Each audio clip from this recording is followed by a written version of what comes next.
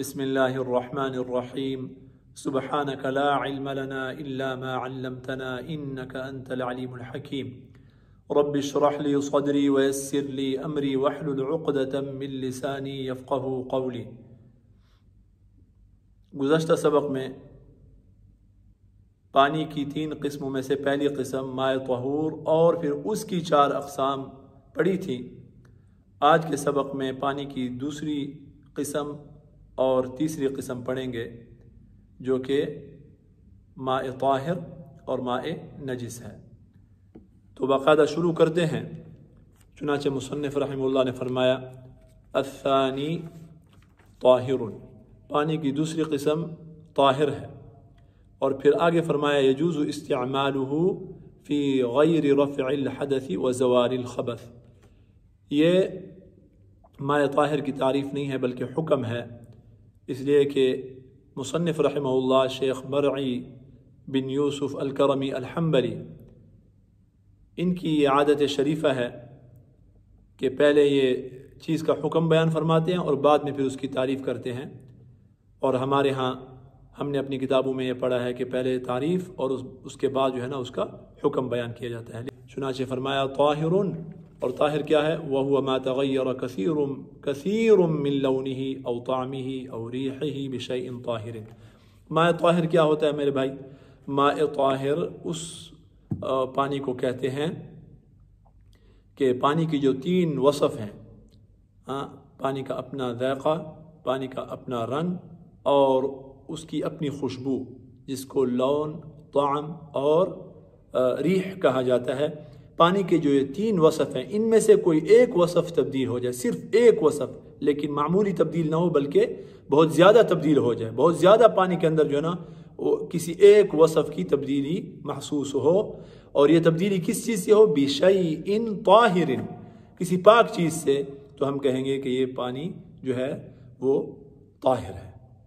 ٹھیک ہے جی۔ اب کیسے تبدیل ہوگا؟ مثلا آپ نے پانی کے اندر زعفران ڈال دیا، تو زعفران کا جو ہے نا اپنا ایک ذائقہ ہوتا ہے، فوراً جو ہے نا پانی کے اندر پتہ چل جاتا ہے۔ تو اتنا زیادہ زعفران آپ نے ڈالا اتنی مقدار میں کہ صحیح ٹھیک ٹھاک جو ہے نا زعفران کا ذائقہ اس میں محسوس ہو رہا ہے۔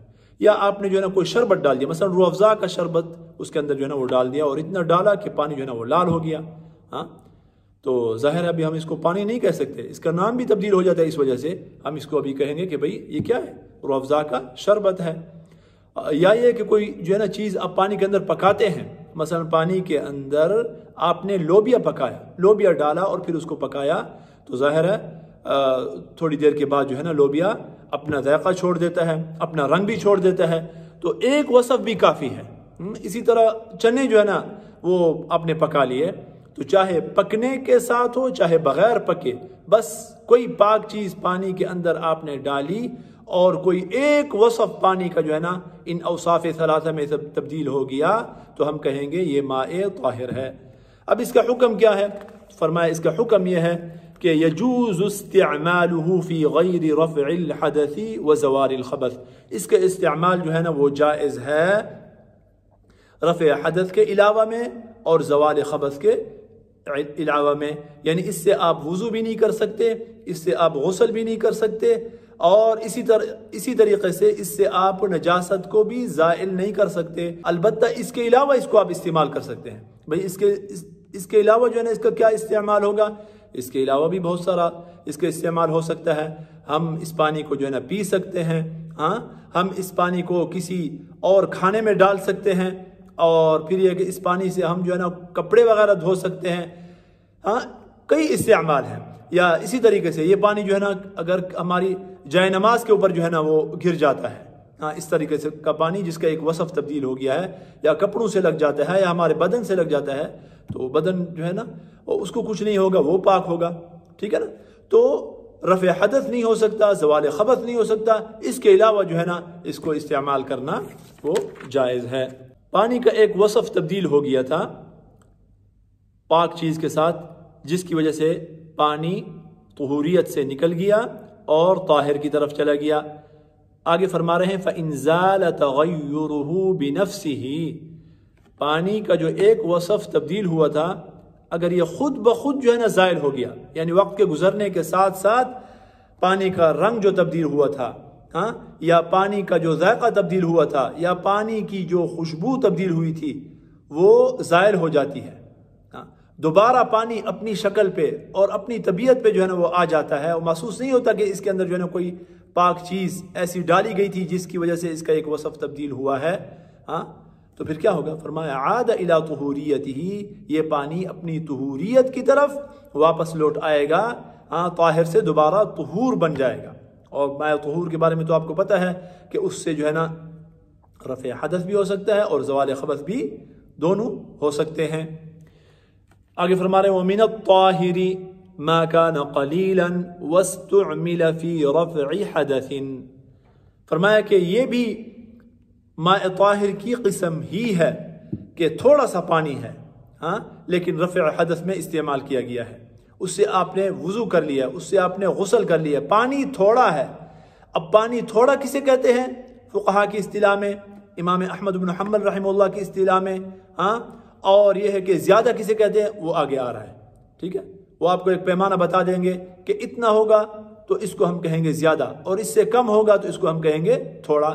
تو فرمایا اگر پانی تھوڑا ہے اور اس کو رفع حدث کے لیے استعمال کیا ہے، کسی نے اس سے وضو کر لیا یا غسل کر لیا ہے، ہاں، تو فرمایا یہ بھی ماء طاہر ہے، یہ بھی کیا ہے؟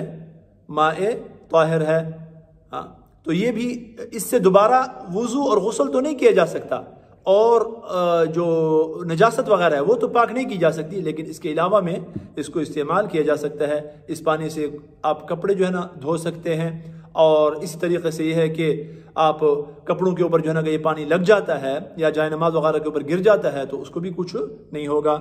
طاہر کی ایک اور صورت ہے، وہ یہ ہے کہ ان حضرات کے نزدیک ایک مسئلہ ہے کہ کوئی بندہ اگر رات کو گہری نیند سوتا ہے، ایسی گہری نیند کہ جس سے وضو ٹوٹ جاتا ہے، ہاں، معمولی نیند نہیں ہے، اور پھر اس کے بعد وہ اٹھتا ہے، تو ایسے بندے کے لیے کسی برتن میں، پانی کے برتن میں ہاتھ ڈالنا تب تک جائز نہیں ہے جب تک کہ یہ بندہ 3 مرتبہ ہاتھوں کو دھو نہ لے۔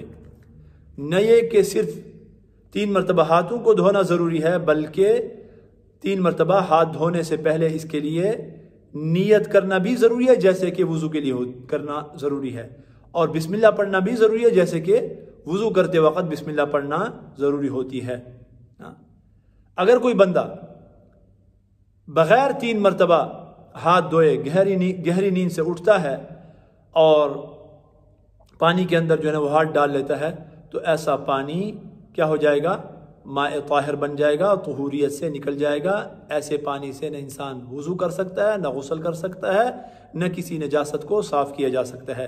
چنانچہ وہ فرما رہے ہیں، اسی کا بیان ہے، او ان غمزت فیہ کل ید المسلم المکلفی، ہاں، یا ایسا ہے کہ کسی مکلف مسلمان کا ہاتھ جو ہے وہ چلا جاتا ہے پانی کے اندر۔ کیسا مسلمان؟ النائم لیلاً، جو کہ رات کو سو رہا تھا۔ معلوم ہوا اگر دن کی نیند ہے، ہاں، تو تب جو ہے نا یہ حکم نہیں ہے۔ اور نیند کیسی نیند ہو؟ نوما ينقض الوضوء، ایسی نیند ہو، ایسی گہری نیند ہو جو کہ وضو کو توڑ دے۔ قبل غسلها ثلاثا، پانی کے اندر جو ہے نا وہ ہاتھ چلا گیا، اس کو 3 مرتبہ دھونے سے پہلے، اور یہ دھونے سے پہلے بھی کیسا ہونا چاہیے تھا؟ بنیت، ہاں، نیت کے ساتھ ہونا چاہیے تھا، وتسمیت، اور بسم اللہ کے ساتھ ہونا چاہیے تھا، وذالک واجب، اور یہ چیز ان کے نزدیک کیا ہے؟ واجب ہے، ہاں، کہ برتن کے اندر آپ ہاتھ نہیں ڈال سکتے جب تک کہ یہ 3 کام نہ کر لیں۔ 3 مرتبہ دھوئیں، بسم اللہ پڑھیں دھونے سے پہلے، ہاتھوں کو دھونے سے پہلے 3 مرتبہ دھونے سے پہلے بسم اللہ بھی پڑھیں، نیت بھی کریں۔ یہ ختم ہو گیا ماء طاہر۔ اس کے بعد پانی کی تیسری قسم الثالث نجس، الثالث نجس، تیسری قسم کیا ہے؟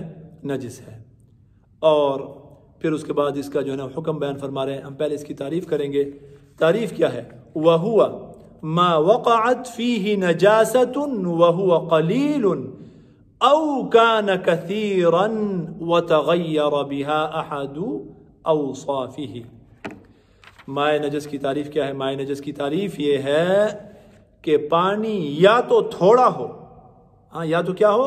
پانی تھوڑا ہو، اس میں جو ہے نا نجاست گر جائے۔ اگر پانی تھوڑا ہے تو اس میں اگر نجاست گر جاتی ہے تو بس پانی جو ہے نا وہ نجس ہو جائے گا۔ کوئی ضروری نہیں ہے کہ پانی کا کوئی ایک وصف چینج ہو یا نہ ہو، ٹھیک ہے؟ یا دوسری صورت یہ ہے پانی کے نجس ہونے کے لیے، او کان کثیرا، پانی تھوڑا تو نہیں ہے، پانی ہے زیادہ۔ پانی کیا ہے؟ زیادہ ہے، جس کو فقہا زیادہ کہتے ہیں۔ لیکن پھر جب زیادہ ہے تو اس کے نجس ہونے کے لیے جو ہے نا وہ کیا شرط ہے؟ اس کے نجس ہونے کے لیے شرط ہے تغیر بها احد اوصافه، پانی زیادہ ہے، اس کے اندر نجاست گر گئی ہے۔ اب صرف نجاست کا گرنا کافی نہیں ہے، بلکہ ضروری ہے کہ تغیر بها احد اوصافه، پانی کے 3 وصفوں میں سے کوئی ایک وصف بھی چینج ہو جائے، یا اس کا ذائقہ پانی کا، یا جو ہے نا اس کی بو، یا جو ہے نا اس کا رنگ۔ اگر نجاست کا اس میں جو ہے نا اس کی بدبو آ جاتی ہے نجاست کی، یا نجاست کا اس میں رنگ ظاہر ہو جاتا ہے، یا نجاست کا جو ہے نا وہ ذائقہ اس میں ظاہر ہو جاتا ہے، تو یہ پانی کیا ہو جائے گا؟ اگرچہ یہ زیادہ ہے لیکن یہ نجس ہو جائے گا۔ اس کا حکم کیا ہے؟ مائع نجس کا حکم یہ ہے یحرم استعمالہ الا لضرورت، اس کا استعمال حرام ہے، حرام اس لیے کہ نجس ہے، الا لضرورت، لیکن اگر ضرورت ہے، اس کے علاوہ کوئی اور چارہ نہیں ہے، بالکل یہی ہے، تو پھر جو ہے نا اس کو استعمال کیا جا سکتا ہے۔ اور حکم اس کا کیا ہے کہ لا يرفع الحدث ولا يزيل الخبث، نہ تو یہ رفع حدث کرتا ہے، نہ تو اس سے وضو ہو سکتا ہے، نہ غسل ہو سکتا ہے، ظاہر ہے جب نجس ہے تو کیسے ہوگا؟ ولا يزيل الخبث، اور جو نجاست ہے اس کو بھی اس نجس پانی سے زائل نہیں کیا جا سکتا، اس لیے کہ نجس چیز دوسری نجس کو کیسے ختم کرے گی؟ نہیں ختم کر سکتی، ٹھیک ہے نا جی؟ یہ ہو گیا حکم اور اس کی تعریف۔ اس کے بعد فَإِنْ زَالَ تَغَيُّرُهُ بِنَفْسِهِ أَوْ بِإِضَافَةِ طُهُورٍ كَثِيرٍ إِلَيْهِ أَوْ بِنَزْحٍ مِّنْهُ وَيَبْقَى بَعْدَهُ كَثِيرٌ طَهُورٌ، ماء نجس ہے اور زیادہ ہے میرے بھائی، یہ کس کے ساتھ تعلق ہے؟ اس کا زیادہ کے ساتھ، قلیل کے ساتھ تعلق نہیں ہے۔ ماء نجس، پانی جو ہے نا وہ نجس ہے اور زیادہ ہے، اب یہ پانی دوبارہ پاک ہو سکتا ہے اور دوبارہ طہور بن سکتا ہے، بالکل بن سکتا ہے۔ کیسے بنے گا؟ جبکہ 3 صورتیں پیش آ جائیں۔ پہلی صورت کیا ہے؟ فَإِنْ زَالَ تَغَيُّرُهُ بِنَفْسِهِ، یہ ماء نجس، پانی کے اندر جو نجس چیز گر گئی تھی اور اس کی وجہ سے پانی کا جو ایک وصف تبدیل ہو گیا تھا، تو وہ وصف کی جو تبدیلی ہے وہ ختم ہو جائے۔ پانی کے اندر جو وصف، پانی کا وہ جو ایک وصف تبدیل ہو گیا تھا، نجاست نے جو اثر کیا تھا وہ اثر ختم ہو جائے، خود بخود ختم ہو جائے، تو پانی کیا ہو جائے گا؟ دوبارہ پاک ہو جائے گا، ٹھیک ہے؟ نجس سے نکل کر باقی طہور کی طرف چلا جائے گا۔ دوسری صورت کیا ہے؟ بِإِضَافَةِ طُهُورٍ كَثِيرٍ إِلَيْهِ، پانی جو ہے نا وہ زیادہ تھا اور اس کے اندر نجاست گر گئی اور اس نے پھر اثر دکھایا کہ پانی کا ایک وصف تبدیل کر دیا، تو اب آپ کیا کریں کہ اس کے اندر اور بہت سارا جو ہے نا پاک پانی داخل کر دیں، ملا دیں اس کے ساتھ، اتنا ملائیں کہ اس کا اثر جو ہے نا وہ کیا ہو جائے؟ زائل ہو جائے، تو تب بھی پانی کیا ہو جائے گا؟ پانی دوبارہ جو ہے نا وہ طہور کی طرف چلا جائے گا۔ او بنزح منہ ویبقى بعدہ کثیر، اور تیسری صورت اس کو دوبارہ طہور بنانے کی اور پاک کرنے کی یہ ہے اس نجس پانی کو کہ آپ جو ہے نا گندگی کو تو ظاہر بات ہے وہ نکالیں گے، اس سے جو یہ پانی ہے اس سے کچھ پانی جو ہے نا آپ نکال لیں، ایک اچھی خاصی مقدار جو ہے نا پانی کی وہ اس سے نکال لیں۔ مثلا بڑا تالاب ہے، یہاں پر جو ہے نا نجاست گری ہے اور پانی کا جو ہے نا وہ اثر ظاہر ہو رہا ہے، تو آپ اس سے جو ہے نا پانی جو ہے نا نکالیں، اتنا نکالیں کہ نجاست کا اثر وہ کیا ہو جائے؟ زائل ہو جائے۔ اس لیے کہ کبھی پانی جو ہے نا بہت زیادہ ہوتا ہے تو اوپر نجاست کا اثر ہوتا ہے، پانی جو کہ بہت زیادہ ہوتا ہے نیچے والا جو پانی ہے اس میں جو ہے نا وہ اثر جو ہے نا وہ نہیں پہنچتا، پانی کی جو بو ہے ابھی آنا جو ہے نا وہ ختم ہو گئی، یا پانی کا جو رنگ چینج ہوا تھا وہ ابھی وہ کیفیت جو ہے نا وہ ابھی ختم ہو گئی ہے، تو پانی آپ نے نکالا، اس کے باوجود بھی اتنا پانی رہ رہا ہے کہ ہم اس کو کثیر کہہ سکتے ہیں، اس کو ہم زیادہ پانی کہہ سکتے ہیں، تو تب بھی پانی کیا ہو جائے گا؟ پاک ہو جائے گا۔ وَيَبْقَى بَعْدَهُ كَثِيرٌ کا مطلب یہ ہے کہ پانی آپ نے نکالا اور اس کے بعد بھی جب بچتا ہے تو یہ نہیں کہ تھوڑا ہو جاتا ہے، بلکہ اس کے بعد بھی اتنا بچتا ہے کہ اس کو فقہاء زیادہ پانی کہتے ہیں، تو تب بھی پانی پاک ہو جائے گا۔ یہ 3 صورتیں ہیں نجس پانی کو دوبارہ طہور بنانے کی۔ مولانا صاحب آپ نے بہت ہمیں بولا کہ مائے قلیل اور مائے کثیر، ہمیں تو پتہ بھی نہیں ہے کہ ہم کس کو قلیل کہیں کس کو کثیر کہیں۔ فرمایا بہت آسان ہے، اس کا ہم آپ کو ایک معیار بتا دیتے ہیں، ایک پیمانہ بتا دیتے ہیں، بس وہ ذہن میں رکھیں، تو تب جو ہے نا سب کچھ آسان ہو جائے گا۔ فرمایا والکثیر قلتان، بس کثیر کسے کہیں گے؟ جو کہ 2 قلے ہو، جو بھی پانی 2 قلے ہے یا اس سے زیادہ ہے اس کو ہم کثیر کہیں گے، اور جو 2 قلے سے کم ہے اس کو ہم کیا کہیں گے؟ اس کو قلیل کہیں گے۔ یہ معیار ہوگا۔ اب یہ کہ بھائی قلتان کی کیا مقدار ہے، اس کا آگے جو ہے نا وہ وزن لکھا ہے، لیکن اس جھنجھٹ میں جو ہے نا پڑھنے کی ضرورت نہیں ہے۔ اگر زیادہ کسی کو وہ ہے تو خود جو ہے نا وہ کتاب کے اندر دیکھ لے، یہ پیمانہ جو ہے۔ بہرحال اتنا یاد رکھنا ضروری ہے کہ 2 قلے، 2 قلے کثیر ہے، 2 قلے سے کم جو ہے نا وہ قلیل ہے، بس۔ اس کے بعد فَإِن كَانَ الْمَاءُ مَاءُ الطَّهُورُ كَثِيرًا وَلَمْ يَتَغَيَّرْ بِالنَّجَاسَةِ فَهُوَ طَهُورٌ وَلَوْ مَعَ بَقَائِهَا فِيهِ۔ فرمایا کہ اگر ماء طہور ہے، اور ماء طہور کیا ہے؟ زیادہ ہے، کیا ہے؟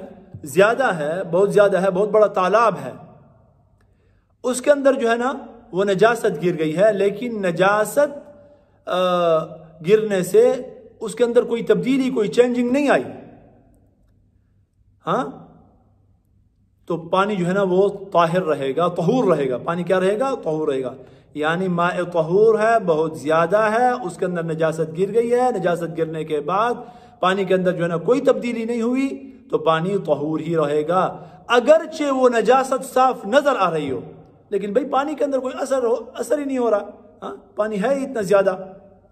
آپ دیکھتے ہیں نا بھائی دریاؤں کا پانی جو ہوتا ہے، ایک بڑی نہر ہے، بڑی نہر کے اندر جو ہے نا کوئی اگر کوئی جانور گر جاتا ہے، کوئی غلاظت جو ہے نا اس کے اندر گر جاتی ہے، یا سمندر کے اندر یا دریا کے اندر یا جو ہے نا کوئی کسی بڑی نہر کے اندر، تو پانی اتنا زیادہ ہوتا ہے کہ اگرچہ ہمیں صاف سامنے جو ہے نا نجاست نظر بھی آ رہی ہو، تو تب بھی ہم اس پانی کو یہ نہیں کہہ سکتے کہ یہ کیا ہے، یہ نجس ہے، بلکہ پانی کیا ہوگا؟ کیا طہور ہوگا، وہ طہور والا اس کا حکم ہوگا، وہ سب کچھ کر سکتا ہے جو ماء طہور کر سکتا ہے، اس لیے کہ اس نجاست نے اس میں کوئی اثر ہی نہیں کیا۔ ٹھیک ہے نا جی؟ فرمایا کہ فَإِذَا كَانَ الْمَاءُ الطَّهُورُ كَثِيرًا، اگر ماء طہور جو ہے نا بہت زیادہ ہو، وَلَمْ يَتَغَيَّرْ بِالنَّجَاسَةِ، اور نجاست کے ساتھ جو ہے نا وہ تبدیل نہیں ہوا، فَهُوَ طَهُورٌ، یہ پاک ہی رہے گا، طہور ہی رہے گا۔ پاک اردو والا ترجمہ نہیں کرنا، اس لیے کہ پاک تو ہم طاہر کا بھی ترجمہ کرتے ہیں نا، تو یہ اصطلاحی فرق ہے طہور اور طاہر کا، لہذا طہور ہی رہے گا۔ وَلَوْ مَعَ بَقَائِهَا، اگرچہ وہ نجاست باقی ہو فیہ، اس پانی میں۔ وَإِن شَكَّ فِي كَثْرَتِهِ فَهُوَ نَجِسٌ، اگر کسی کو شک ہو گیا کسی پانی کے بارے میں کہ یہ پانی جو ہے نا زیادہ ہے یا کم ہے، یعنی کسی کو یقین نہیں آ رہا یار کہ یہ پانی جو ہے نا 2 قلے بنتا ہے کہ نہیں بنتا، شک ہے، کبھی آتا ہے کہ یار 2 قلے ہوگا، اگر 2 قلے ہیں تو کثیر ہو گیا، پھر اس کا الگ حکم ہے، اور اگر 2 قلے نہیں ہے تو پھر اس کا الگ حکم ہے۔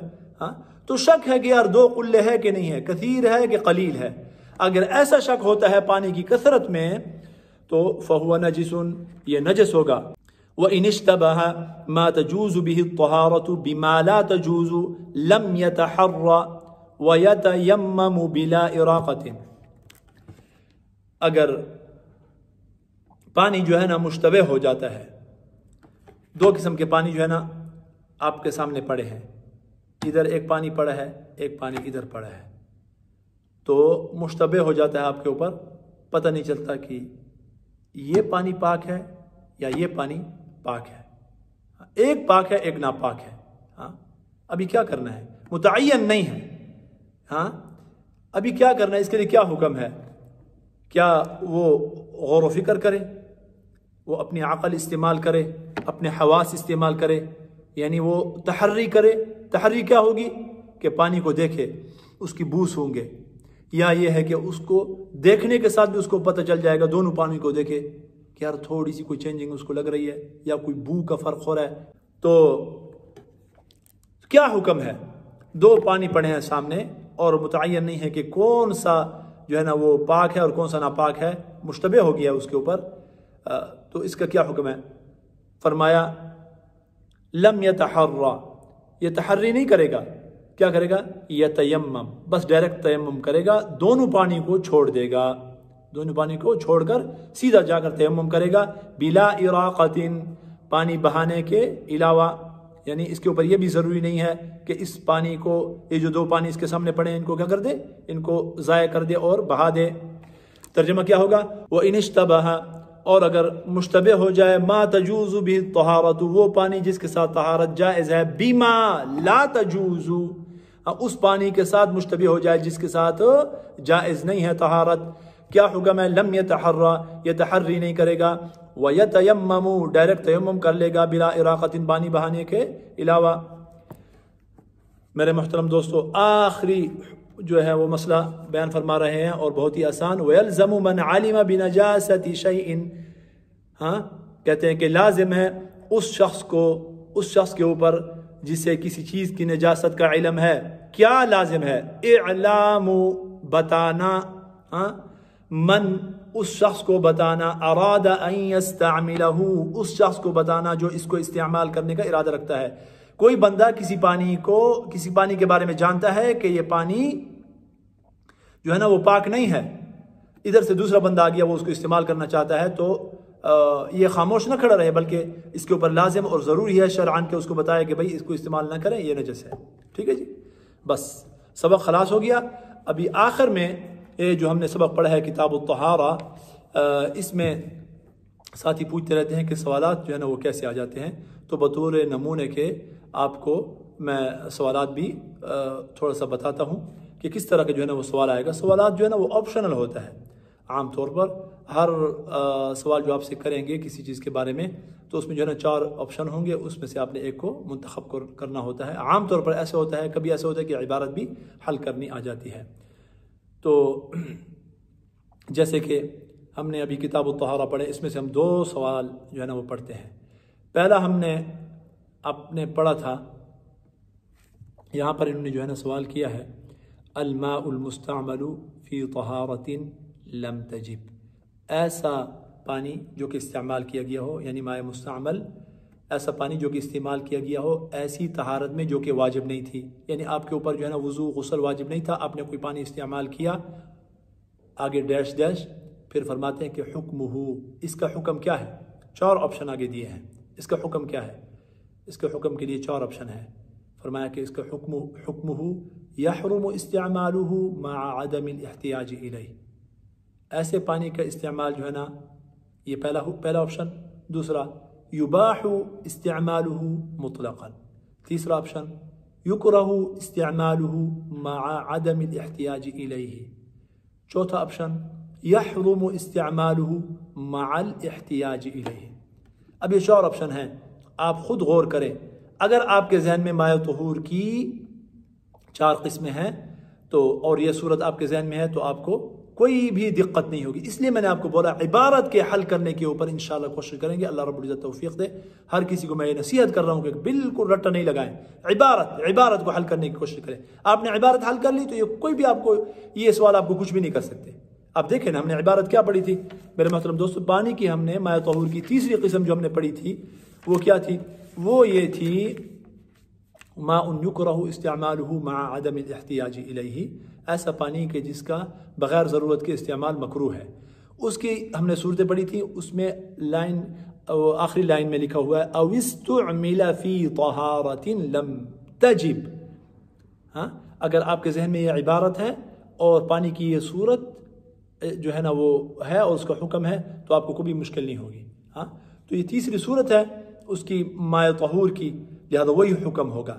ہاں اس کا حکم کیا تھا کہ استعمال جو ہے نا بغیر ضرورت کے اس کا استعمال مکروہ ہے، لیکن اگر حاجت اور ضرورت ہے تب مکروہ بھی نہیں ہے. تو اب دیکھیں ان 4 جو ہے نا آپشنوں کو. پہلا آپشن تھا یحرم استعمالہ مع عدم الاحتیاج الیہ، اس کا استعمال حرام ہے جبکہ اس کی طرف ضرورت نہ ہو. تو ظاہر ہے یہ آپشن غلط ہے. حرام تو نہیں تھا نا، ضرورت کے بغیر اگر آپ استعمال کر رہے ہیں تو حرام نہیں تھا بلکہ مکروہ تھا، لہذا پہلا آپشن بھی نہیں ہے. دوسرا یباح استعمالہ مطلقاً، اس کا استعمال جو ہے نا مطلقاً مباح ہے، یہ آپشن بھی نہیں ہے. ہاں مطلقاً مباح تو نہیں ہے نا اس کا استعمال. اور تیسرا جو ہے نا یکرہ استعمالہ مع عدم الاحتیاج الیہ، اس کا استعمال مکروہ ہے جبکہ اس کی طرف ضرورت نہ ہو. یہ صحیح آپشن ہے.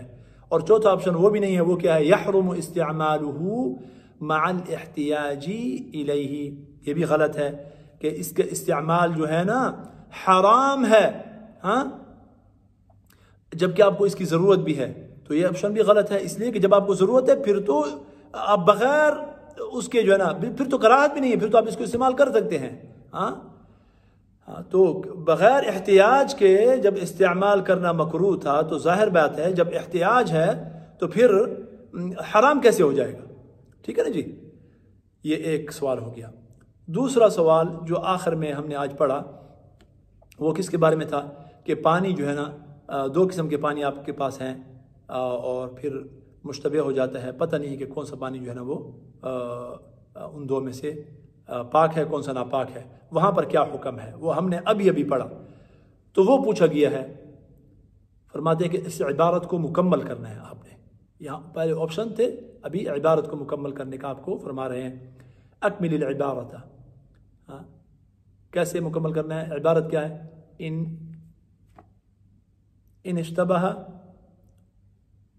ما تجوز به الطہارت بما لا تجوز به الطہارت. آگے کون سی عبارت اس کے ساتھ لگے گی؟ ایک آپشن تو یہ ہے کہ تحرى ويتيمم بلا اراقہ، کہ تحری کرے گا اور تیمم کرے گا بغیر اس کے پانی بہانے کے. یہ آپشن نہیں ہے ظاہر ہے. وہاں پر کہا تھا کہ تحری نہیں کرے گا، لم يتحرى ہاں اور تیمم کرے گا، لم يتحرى اور تیمم کرے گا. ٹھیک ہے. اور دوسرا کیا ہے؟ یریق الماء لنجاسته، کہ پانی کو جو ہے نا وہ کیا کر دے گا؟ بس ضائع کر دے گا اور اس کو گرا دے گا. یہ آپشن بھی نہیں ہے.